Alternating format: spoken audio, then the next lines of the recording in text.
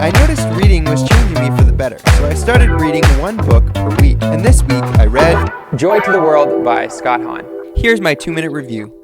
First off, Scott Hahn is an amazing writer. When I read one of his other books, The Lamb's Supper, it was incredibly transformational in my life at that time in deepening my understanding of the Mass. Okay, this book was quite good. I wouldn't say it was necessarily like a riveting book or page turner, but very, very insightful and helpful for deepening my understanding of Christmas.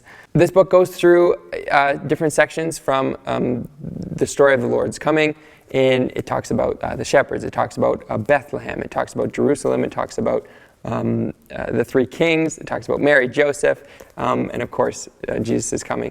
A few big things I really got out of it was the first chapter talks about the family and how key the family is to the Catholic faith, and how amazing it is that the Lord chose to come into this world through a family. So I found that very interesting. A second thing I thought was really neat was the role angels play. It has a whole section on angels. They are God's communicators. Their name literally means messengers, and the earlier Christians had more of a common relationship with angels, and that's something I do not have in my life, so it helped me grow in a greater awareness of angelic presence and to try and seek their intercession when I'm trying to share the Lord with others, because they are literally God's messengers and communicators, and the message of Jesus' coming could never have gotten out without angels.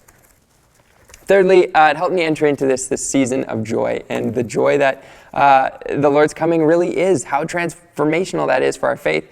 And a thing it said at the end here that was quite challenging, it said, whenever we find ourselves without joy, we should recognize that we ourselves need to be re-evangelized.